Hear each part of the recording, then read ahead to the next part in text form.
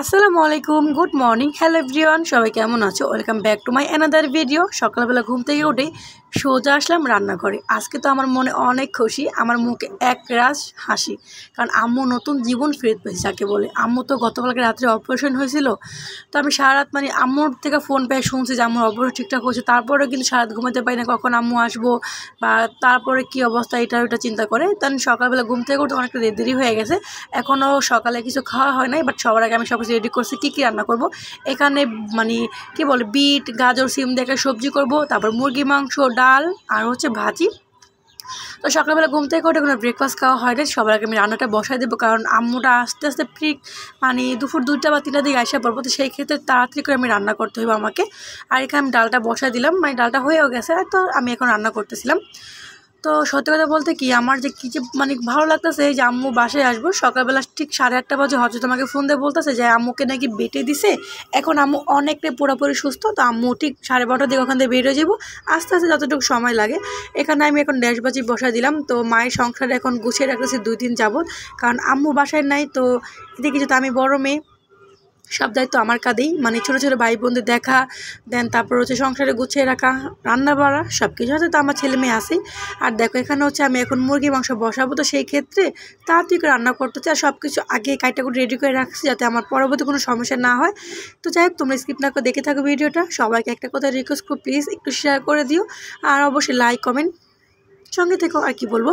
আর দেখো এদিকে তো আমার মেয়ে খুব কান্না করতেছে, আর আমি তো বাপের বাড়ি এসে আমার ছেলে মেয়েকে খুবই কষ্ট দিয়েছি, কারণ আমার মেয়ে যদি আমার কুলে কুলে থাকে, আর আমার ভাই বোনের কুলে তো আমার যেতে চায় না, বাট এখানে খুব কান্না করতেছে, কারণ ও সবসময় চায় ওর মায়ের কাছে থাকতে।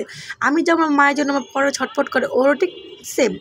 কারণ মায়ের ভালোবাসা কোনো কিছু দিয়ে যেন তুলনা করা হয় না। মা তো মায়ের মতন আর কয়জন আছে? সবাই খাওয়াইতে পারবো, পিনে দিতে পারবো, বাট মায়ের মতন ভালোবাসা কয়জনে বা দিতে পারে বলো? আমি না জানি না কী কারণ হঠাৎ করে ক্যামেরা বন্ধ করে ফেলি। আমি এই যে মশলাগুলো দিয়েছিলাম, বাট সেটা ভিডিও করছি আমার মনে হয়, কিন্তু ভিডিওতে সেটা উঠে না, ক্যামেরা তো অফ করা ছিল। এই তো দেখো আমি একটু ঝাল ঝালে করে মুরগির মাংস বসাইলাম, কারণ খালামণি বলছে যে আম্মুর তো খুব পরিমাণ জ্বর ছিল শরীরে, এই কয়ে আম্মু কিছুই খাইতে পারেনি, আর আম্মু তো প্রায় 1 সপ্তাহ যাবত কিছুই খায় না, শুধু ডাবের পানি, পেঁপে আর সাদা পানি খায়। তো সেই ক্ষেত্রে একটু ঝাল ঝাল করে মুরগির মাংস রান্না করলাম, সবজি, ঢেঁড়স ভাজি, ডাল। আর এই তো এখন মনের মধ্যে খুবই ভালো লাগতেছিলো যে আমি আজকে আম্মুর জন্য রান্না করতেছি। এই তো এখন তো দোকানে ফোন দিয়ে বলে দিলাম যে আমার সকালে কিছু খাই না, একটু ব্রেকফাস্ট পাঠাও, রুটি আর হচ্ছে তোমার সবজি। আর বাপের বাড়িতে আসলে তো আমি অলমোস্ট এই খাবারটা খাই, রুটি আর সবজি, বাট যেটা দোকানে পরোটা বলে। বাট এবার কাছে একবারে খাওয়া নেই, কারণ এবার তো মনের মধ্যে শান্তি নাই, শান্তি তো বলতে কিছুই নাই, কারণ ঘরে মা যে অসুস্থ, মা ছাড়া তো পুরো জগৎটাই আমাদের অন্ধকার। আমার খুব প্রিয় খাবার পরোটা আর হচ্ছে তোমার ডিম ভাজি বা সবজি ডাল। এটা হচ্ছে তোমার দোকানের, বাট এটা কিন্তু আমার শ্বশুরবাড়ি কেউ খায় না, শ্বশুরবাড়িতে কেউ পছন্দ করে না, বাট আমার খুব ভালো লাগে। আমি যখনই বাপের বাড়িতে আসি একদিন না একদিন বা প্রতিদিন চেষ্টা করি এই সকালে ব্রেকফাস্টটা খাইতে, খুব ফেভারিট। আর আজকে ভাই বোন সবাইকে নিয়ে একসাথে বসে বললাম সকালে ব্রেকফাস্ট খাইতে, সাথে আমার ছেলেও আছে। তো যাই হোক, এখানে সকালে ব্রেকফাস্ট খাইছে, সবাইকে বলতেছিলাম তাড়াতাড়ি করে গোসল করে রেডি হোক, কারণ আম্মু এসে পড়বো আর ঘদ্র কেলেমেলো করবো না। আর তো সবাই মিলে একসাথে বসলাম সকালের ব্রেকফাস্ট খাইতে, পরোটা সাথে হচ্ছে রুটি ডাল বা হচ্ছে সবজি। আব্বু ফেব্রুয়ারি মাসের 20 তারিখে বাইরে যায়, তার আগে না আব্বু অনেকগুলো বিট নিয়ে আসে আম্মুর জন্য, আম্মুকে খাওয়ার জন্য। বাট সেইগুলো এখনও ফ্রিজে যেমনটা ঠিক তেমনটি আছে, বাট কেউ ধরেও না, খায়ও না। আব্বু তো কিছুদিন পর চলে আসবো, বাট নিকাত আব্বু এগুলো যদি খুব চেঁচারি করবো, তো ভাবলাম আজকে আমি এগুলো এই বিট দিয়ে একটা সবজি করি, যেটা আম্মুর খাইলেও আম্মুর জন্য উপকার, দেন সবজিটাও শেষ হইব। এর বিট হচ্ছে তোমার সবজি খাইতে পারো, ফল যেভাবে খায়, বিট তো সব রকমের ভাবে খাওয়া যায়, আর শরীরের পক্ষে খুবই উপকার। এখানে আমি গাজর, বিট আর সাথে দিলাম একটুখানি সিম, কয়েকটা সিম ফ্রিজে ছিল, সেই সিমটা নষ্ট করলাম, আবার ফালাই দিলাম না, আমি একটা সবজি করে ফেললাম। আর দেখো এখানে মাংসটা কষানো হয়ে গেছে। তো আলহামদুলিল্লাহ আমার রান্নাবাড়ি অলমোস্ট শেষ করার আগে কিন্তু খবর আসলো যে আম্মু রওনা দিছে। আর দেখো ওই যে ওখানে হচ্ছে দেখো কত সুন্দর গাছে ফুল ফুটছে, আম গাছে পুরো আমের ফুল দিয়ে পুরো ঝাঁক বেঁধে গেছে। কিছুদিন পরে হচ্ছে বৈশাখ মাস, তারপরে হচ্ছে আম হইব। আমাদের সবারই প্রিয় কিন্তু আম, জাতীয় ফল কাঁঠাল, বাট আমার কাছে মনে হয় জাতীয় ফল আম দিলে ভালো, যখন আমটা কিন্তু সবাই বেশি পছন্দ করে। আর খুব পরিমাণে কিন্তু গরম পড়ছে, তো এই তো সবাই মিলে খেলাম একটু ঠান্ডা ঠান্ডা আইসক্রিম। গুড আফটারনুন, এখন বাজে ঠিক 12:30। তো আমার সংসারে সংসার বলতে গিয়ে এই বাসায় আছে রান্নাবাড়ি শেষ, আর হচ্ছে এখন ছেলে মেয়েকে গোসল করে নিজেও গোসল করে আসলাম। আর এই যে আমার মাম্মামটাকে আমি এখন ফাটাত খাওয়া ফেলছি। তো আমার কিছু শর্ট ভিডিওর মধ্যে রিলস ভিডিওর মধ্যে অনেকে বলছিল যে যেহেতু আমি ব্লগগুলো ব্লগ একটু কেটে কেটে রিলস আপলোড দেওয়ার জন্য ছাড়ি, তো সেখানে অনেক কমেন্ট করে বলছিল যে আমার আম্মুর অপারেশন বা আম্মুর চেক আপ করার জন্য সব কিছু এত কিছু, হ্যাঁ গোসল করানোর জন্য, তো বয়ে দাও বড় পাতলা জোপড়ে। তো আব্বু কেন নাই, আব্বু কোথায় গেছে, আব্বু আমার আম্মুর সাথে নাই কেন? তো সবার এত প্রশ্ন যে আমি কেন আম্মুর পিছিয়ে দৌড়াদৌড়ি করতেছি, আমি বা আমার হাজব্যান্ড বা হরজতে কেন আম্মুকে ডাক্তার কাছে নিয়ে গেলাম চেক আপ করাইতে, আর কেন আম্মুকে সবাই ডাক্তারের কাছে নিয়ে গেলো অপারেশন করাইতে, বাট আমার আম্মু কোথায়, মানে আমার আব্বু কোথায়, আম্মুর সাথে কেন নাই? বিষয়টা এমন না যে আম্মুর সাথে আব্বু নাই, তো বিষয়টা এমন হচ্ছে যে আব্বু হচ্ছে বাহিরে গেছে। আব্বু ফেব্রুয়ারি 20 তারিখে বাহিরে গেছে। প্রথম ছিল থাইল্যান্ড নাকি কাতার, আমি ঠিক বলতে পারি না, বাট এক দেশের নাম বলতে পারি, একটা বলতে পারি না।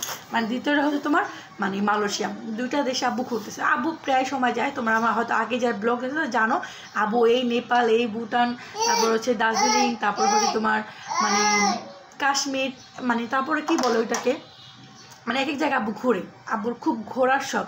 আর বাংলাদেশে তো তোমার ওই কক্সবাজার সব জায়গায় ঘুরে টুরে আসছে, মানে আমার আব্বুর একটাই ইচ্ছে, মানে খুব পরিমাণে ঘুরতে শখ, মানে শৌখিন মানুষ যাকে বলে, খুব ঘোরাফেরা করতে পছন্দ করে।